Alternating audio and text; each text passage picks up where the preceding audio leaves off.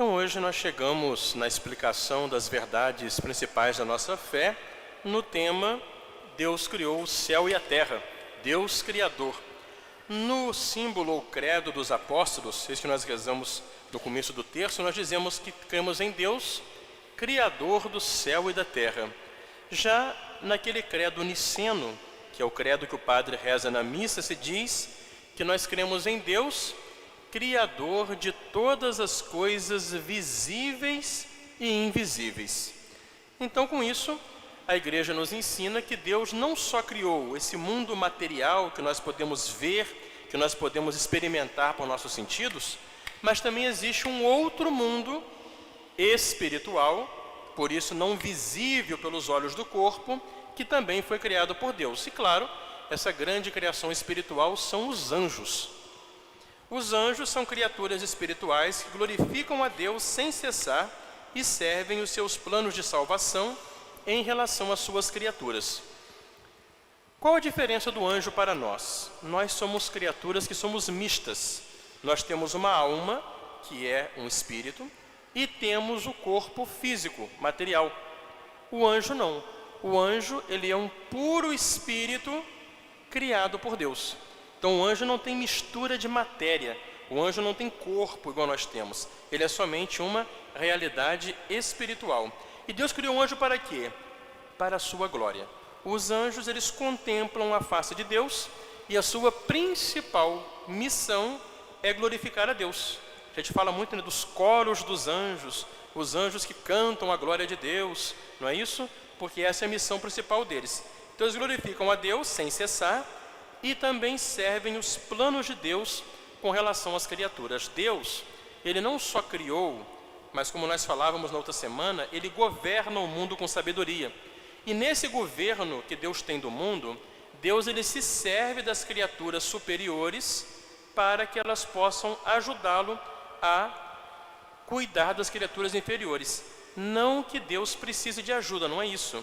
Mas Deus, ele quer comunicar às suas criaturas essa dignidade, delas também poderem ter iniciativa, poderem fazer o bem. Por isso, então, que os anjos, eles colaboram com Deus no governo de todas as realidades naturais. Então, Deus tem os anjos como seus ministros, que o ajudam.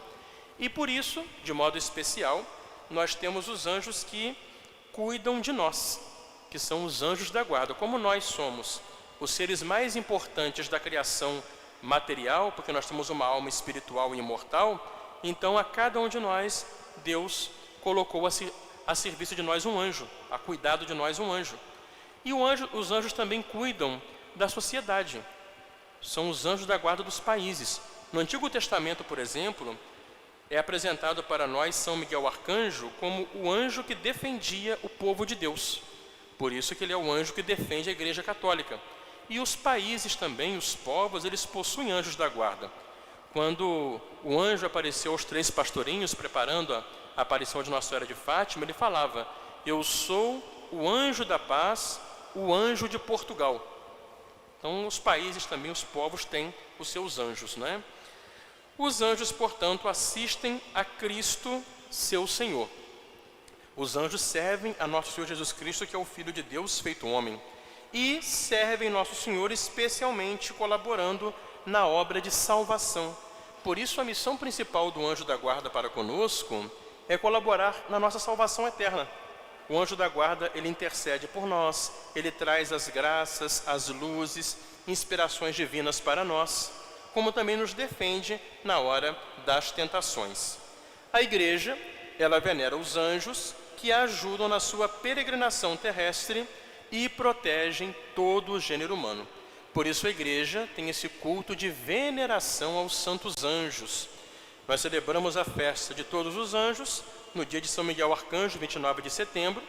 Existe a festa dos anjos da guarda, dia 2 de outubro, e também na nossa liturgia tradicional, a festa de São Gabriel Arcanjo, 24 de março, e São Rafael, 24 de outubro. São os anjos que nós celebramos na liturgia da Igreja. Deus, ele quis a diversidade das suas criaturas e a sua bondade própria. Então Deus criou o universo de um modo muito diverso. E tudo que Deus fez é bom. Quando nós ouvimos aquela narração da criação do mundo no Gênesis, diz lá: Deus no primeiro dia criou a luz, houve luz e trevas, e Deus viu que era bom. Depois Deus criou o sol, a lua, as estrelas, e Deus viu que era bom. Depois Deus criou, as águas do mar, e Deus viu que era bom. Por quê? Só Deus, ele é o ser perfeito. Ele é o ser por si mesmo. Por isso ele tem em si toda a perfeição, e assim ele é a verdade suprema, tem em si toda a bondade. Por isso ele é toda a felicidade, ele é toda a glória. Ao criar a tudo que existe, a cada criatura Deus comunicou uma participação daquilo que ele é. Então cada criatura é um ser criado por Deus. Por ter um ser dado por Deus, também recebeu de Deus a participação da sua verdade divina e a participação da sua bondade. Por isso tudo que existe é bom. A criação é uma coisa boa, as criaturas todas são boas, enquanto elas têm a existência dada por Deus, que é bom. E as criaturas, elas têm uma interdependência e uma ordem criada por Deus. O mundo, com toda a sua diversidade, tem uma unidade, porque tudo foi criado para a glória de Deus, e tudo na criação tem uma interdependência e uma perfeição de organização, porque Deus é sábio. Deus criou tudo ordenadamente. Assim nós vemos, por exemplo, na natureza, os ciclos naturais. Não tem o ciclo da água? Tem ali a água, vem o calor, a água evapora, depois se condensa, cai em forma de chuva. Temos, por exemplo, a cadeia alimentar dos animais. Um animal se alimenta de outro, por isso a importância, o equilíbrio entre as diversas raças, diversos tipos de animais, na natureza. O que é isso aí? É toda essa ordem que Deus colocou. E tudo que Deus colocou ordenadamente, colocou a serviço nosso. Porque só nós, humanos, é que temos a capacidade de conhecer e saber por que usamos as coisas. Por isso Deus colocou o mundo a serviço do homem. E o homem, através de toda a criação, e através dele toda a criação, tem como destino a glória de Deus. Ou seja, Deus criou o mundo para nós e Deus nos criou para ele. Quando nós usamos bem da criação, a criação por nosso meio dá glória a Deus. Por isso, respeitar as leis inscritas na criação e as relações derivantes da natureza das coisas é princípio da sabedoria e é fundamento da moral. Chama-se a lei natural. A lei natural que devemos respeitar é o que fundamenta não só a sabedoria. É sábio quem age no respeito à realidade na qual ele está inserido, mas também a base da moralidade, a ética. Um exemplo muito simples. Dá para você usar serrote para pregar prego e martelo para serrar? Não dá, não é? Porque o martelo, ele não foi feito para poder serrar madeira, ele não tem dentes. Como o serrote não tem o formato exato para poder bater o prego na madeira. Vamos agora passar para a natureza. Assim como o serrote foi feito por uma pessoa inteligente para serrar madeira, assim cada criatura tem uma natureza que Deus deu, que se realiza conforme aquela natureza. Por isso não podemos forçar a natureza. Forçar a natureza traz consequências ruins, inclusive na moralidade, na ética. Por exemplo, hoje em dia essa ideologia de gênero que fala que a pessoa escolhe se quer ser homem ou ser mulher.